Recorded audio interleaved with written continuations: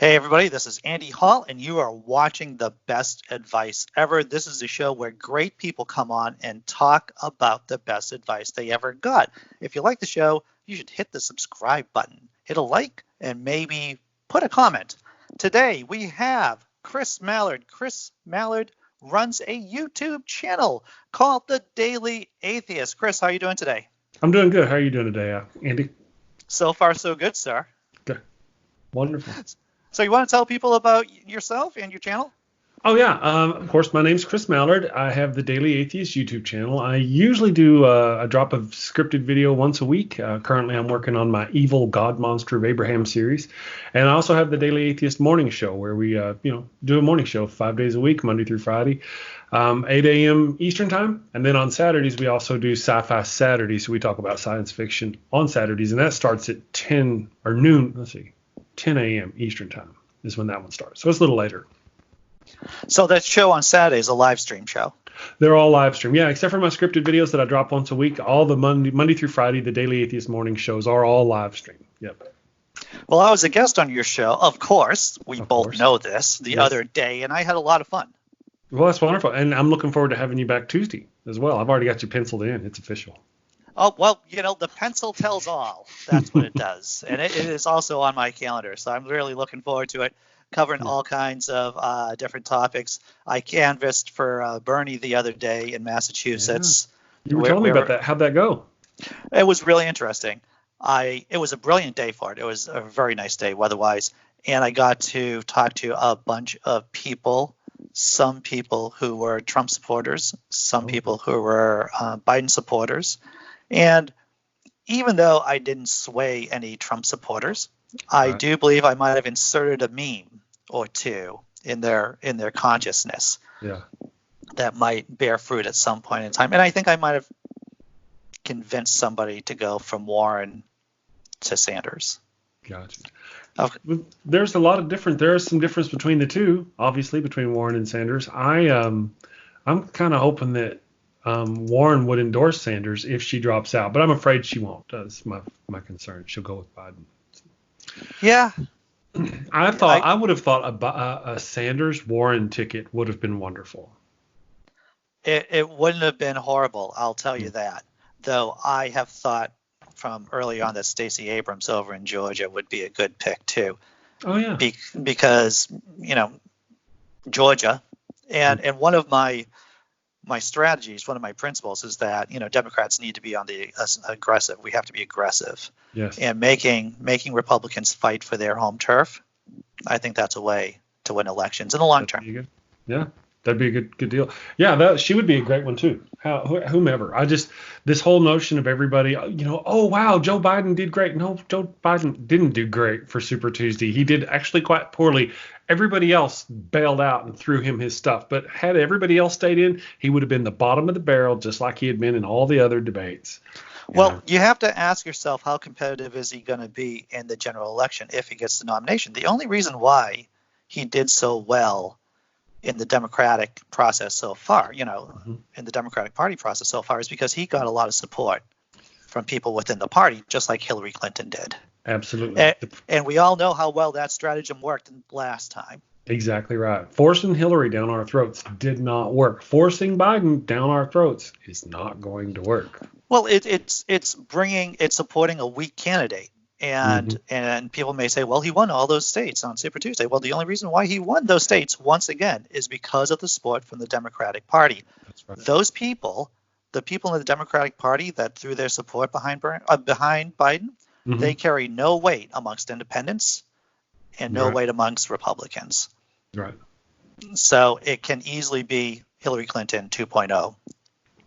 Absolutely. Yeah, I wouldn't be surprised at all. And one of the things, with Biden, people complain about how old Bernie Sanders is. That's one of the things I hear people, well, Biden's right there with him. And when you watch the two talk, Biden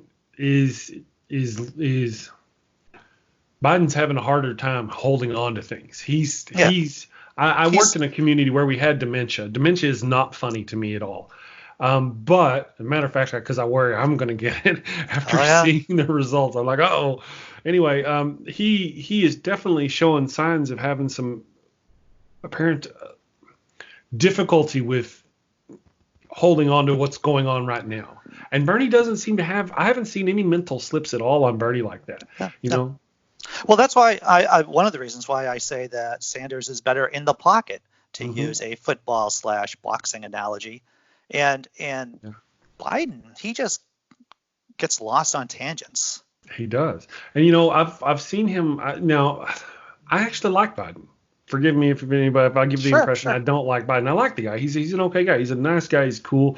He has a thing about smelling women's hair. I don't know, but whenever you watch him do town halls, he can be better. Now I've heard his more recent town halls have been a little less lucid than he's been in the past, but his town halls, hey, I'm Joe Biden, I'm friendly, blah, blah, blah, blah, blah, blah. Whenever he gets in a debate, he's on the defensive, and he immediately starts yelling and pointing. They're like, how will you be able to help the black vote? Well, nobody helped the black people more than me back in this time. And I'm like, Joe, stop, brother, stop. It's not helping you at all trying to be angry and forceful. It just makes him look less appealing, It'll be interesting to see how he matches up against Donald Trump in debates, but not only in debates, but on the campaign trail in general. How responsive is Joe? How much scramble does he have? Mm-hmm. And, to be honest, Bernie's been scrambling for years.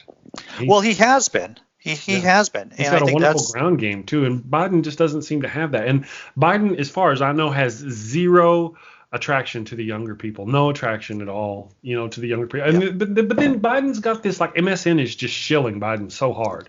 We were watching it the other night during the thing, and it was just, oh, look at Biden, look at Biden, look at Biden. They hardly didn't mention Sanders at all, even though he's winning. You can go to MSN website, and there was no Bernie on their side at all, none on their homepage. It was all Biden this, Biden that, yeah. I think there's a real incentive for people to frame this as a two-person race right now in terms of the general election, in terms of Biden versus Trump. Absolutely. Yeah, well, I just don't, again, I've been wrong before. Well, my prediction is it doesn't matter, really. We're beyond the point. It doesn't matter who wins. Bernie wins. Trump is still going to win. It's so rigged. It's so gerrymandered. Who's in charge of the elections? Who's in charge to make sure that the elections run smooth? If the elections don't run smooth and there's some tampering and that guy throws up a fit, he'll just be replaced by somebody who won't. We've seen that with Trump. So it's over. I talked on my other show, the Naked Diner podcast, with Professor Alan Lichtman, who came up with 13 keys, able to accurately predict presidential elections. And personality has a lot less to do with it than people think. It's about large factors like how the economy's doing. Is there a foreign policy victory or defeat? Are there huge scandals? So individual personalities mean a lot less than these large factors. It's really, if people haven't read the 13 Keys to the White House by Professor Alan Lichtman, it is worth taking a look at. Well, I hate to disagree with Professor Allen, but there have been a lot of scandals, tons of scandals. The right seems to be almost completely immune to scandals. Well, so how does that fit in? The important thing about scandals is that they have to be put in a theatrical kind of way, in a big tent kind of way. And so that was what was really important about the impeachment of Donald Trump, because you had all these little scandals, and they were big scandals, don't get me wrong, but it required really a big top kind of tent to really show them to the American people. And we're so corrupt, it didn't help. Yeah, well, the proof will be in the tasting of the pudding, my friend. We'll see what happens in November. I'm rooting for you, brother. I'm hoping you're right. I'm hoping I'm wrong. Really. Well, I'm not trying to be a jerk. No. Believe me, I'm usually the jerk. Chris. I want to be wrong. I am usually the jerk here, so I'm more than happy. Got you. Yeah, right. So this is a way that we could talk about the best advice ever, since we're talking about our own personal deficiencies. Let's talk about something positive. Let's talk about the best advice you ever got. Okay. This one, I've been thinking about this since you invited me on the show, and I have, if you don't mind, a couple of instances, because one of them is a blanket. And the best advice, truly, the best advice I ever got was to stay in school. Had I stayed in school, my life would have been so much different. I dropped out at 9th grade and went to roofing houses because I thought it wasn't because my parents were poor. We were extremely poor, but I wasn't doing it to help them or to help the family. I just got a job. I didn't want to go to school anymore, so I got a job. And it was a crappyish job. It made next to nothing. And you know what? For the next 15 years, that's what I got. Worked, 20 years in the oil field. It took scratching and growing. Had I stayed in school, my life would have been entirely different. That is hard work. Oil field work, absolutely. roofing I work. got the scars too to prove it. Oh yeah. So that would be the one really on that. And as far as staying in school, use your head, not your back. It was my dad. He always preached that, and I preach that with my son too. Always, the school is the most important thing. Get that school. Some people have a negative connotation or negative view about education, blah blah blah. I'm not one of those people. I don't care what they think. If they don't like higher education, I don't care. We have different goals in life. In my case, had I done that higher education, I would be better off than I am. I can't argue that at all. Sure. How old's your son now?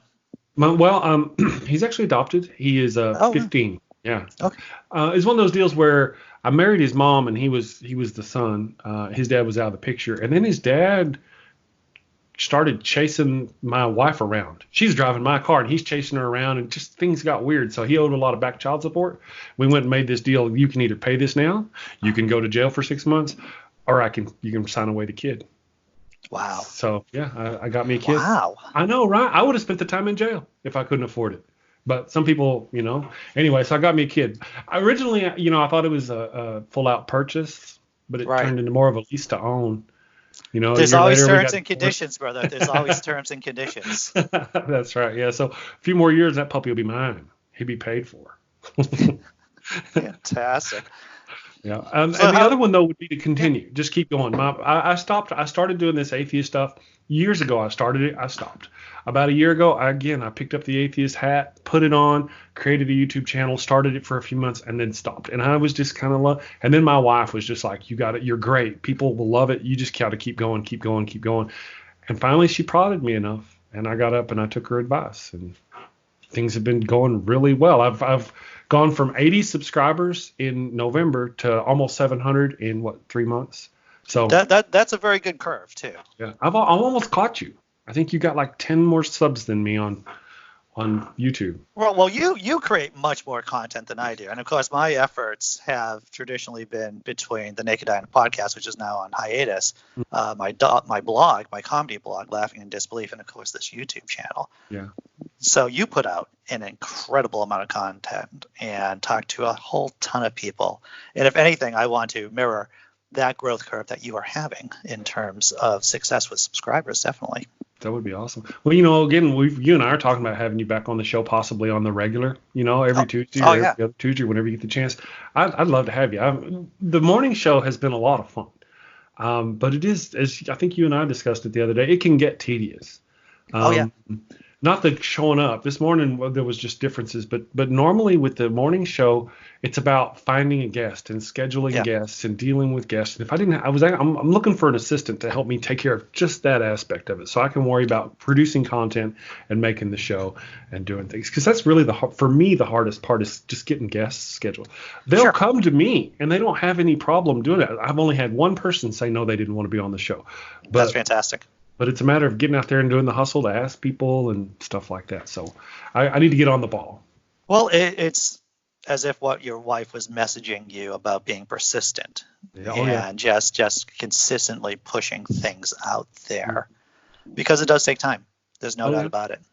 It does, and that's one of the things. Whenever you look at these other YouTubers who've done it, man, I gotta say, I look at my show. I've put a lot of effort into my show, the quality of my show, the production of my value of my show, which you don't really see with a lot of YouTubers. Some do, no doubt. Especially the bigger, as they get bigger, they start putting more into it. And that's what I'm working on doing, is building a production.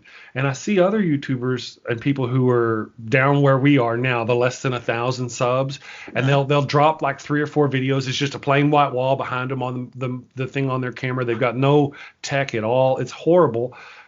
I'm not trying to offend anybody. I'm just saying the production value is horrible. And after 3 videos, they're going, how come I'm not making money on YouTube? And I'm like, man, it takes work. It's a job. It really is a lot of work. Well, having done some writing in my time, and having been involved in the Harvard Square scriptwriters, I was involved with them for about 5, maybe 10 years. The general rule is that people love characters. They love them in literature. They love them on YouTube. So even if you don't have a great production value, if you shine, if you pop, people will be like, I'm interested in hearing what that person has to say. That's true too. That's a good point too. Yes. And so just, sometimes those people, they get really famous because of the fact that there's something about them that people just glom onto. That's right. And it's not all about it. Going on what you're saying, it's not all about the production value. Yeah. There's a lot about it that's personality driven. Yep. And for example, there's another atheist YouTuber out there who does very similar to what I do. He's been doing a lot longer with almost no subs. And when you watch his program, and I'm not naming any name. I mean, he's got all the graphics and everything, but it's very boring to watch. Sure. I mean, there's no personality there. It's just sit right there, and you can actually scrub through the whole video, and you don't see his body move at all. Yeah. It's just his mouth moves, and I'm like, man, you really got to get some personality there. Come on, brother, shake it up. I don't know if I could just talk with just my mouth moving. I think that would be very difficult for me, Chris. That's what it would be. You got these producers, these groups on YouTube that will show you how to make a YouTube channel. This is what you do. You get funny lights, you get good lighting here, you get a good camera, you get a fancy microphone, and you move. Yeah. Be animate, talk, move. I've never been a comedian, but I've always had that in me. It's just I've never wear the official title, but I joke. I'm just that kind of guy. And so it's natural for me. I'll just be rolling along, make some kind of joke or throw on a weird voice. But to see somebody who's done all the work that I've done tech-wise, and yet have no personality with the camera, exemplifies what you're saying. Just because you got the good tech, you got to have personality. By that same token, I've seen people with blank walls behind them who've got personality, who've got 3-4 times the subscribers I've got. Oh yeah. Yeah. It's a weird, wacky world. Well, this has been some good advice, staying in school and the idea of being resilient and pushing. The wife calls it grit. Grit. Well, grit is a very popular topic out in the business world and in psychology. Yeah. So it's about resilience. How do you communicate that to your son? My son and I have a very interesting relationship in that we are who we are and we know it. He knows he's adopted. He knows why he was adopted. I didn't sit down and go, oh, I love this kid so much, I just gotta have a little boy. No, none of that. It was like, listen, I need to protect my wife. You're okay, kid, but you're coming with me. And we had this arrangement from the very beginning that, listen, he's never been anybody's son before. I've never had a son before. I've never been a papa before. Yep. So we're just going to do the best we can. And that's the arrangement we've gone through. Matter of fact, he calls me papa, not dad, because he knows his dad. Yeah. I am papa, these kind of things. So with him, I don't really intentionally instill those things. They just kind of with him happen. I don't know why he idolizes me. He does. So he would come up here. I live in Albuquerque. He lives down in Texas. He'll come up for a month in the summer. And, I took up cello and was teaching myself to play the cello. Love the cello, I have to tell you. It's awesome. Beautiful instrument. I'm almost 5 years into it now. So I'm still really bad, but but I could do it. So I took up the cello. He wanted to learn the cello too. So he picked up the cello. I got him a cello, got him a little practice. And then, of course, you know how kids are. They don't. Yeah. They don't, how they are. Now he's into photography and all that. And then I talked to his mom, and he's actually still playing the cello. He's still in the orchestra down in Texas. I had no idea. Because he wants to be like Papa, he continued on with that. Here in Albuquerque, we've got this Netflix came in and spent like $10 billion. And they're got studios. They bought out studios. They're doing acting things. So I picked up and started doing a little acting. I always kind of want to do a little acting, especially comedy kind of stuff. But here comes my son for a summer. And I'm like, come on, buddy. And now we've got him into acting. I said, next summer, when you come up, if you want to take a class or something, I'll pay for the class, but you got to show me while you're back down in Texas by being in a play. He was in like 3 or 4 plays. He was in a production. He directed over at this other thing. All this time, I know. Anytime Papa does something and he wants to latch on, he'll follow my steps and just blow me away. So it sounds like what you're saying is that it's less about telling him what to do. It's more about showing him and being a good example. Leading by example. Yeah, and he now, like the religion thing, his mom, we're from Texas, so they got that West Texas Christian value system. Yep. And that's great. I'm not knocking any of those. But being raised up in me, I never intentionally instilled. He would be around. I would talk about it. If he had questions, we would discuss it. He actually came home and he was telling me, did you know? And he would tell me stories of the Bible. And I was like, that's really kind of sick, isn't it? You know, whenever you Yeah. stop, I would tell him, I would say, now look at what you just said. Yeah. So he is now an atheist, but he doesn't discuss that out there. Sure. Sure. Well, He that's keeps that smart. to himself.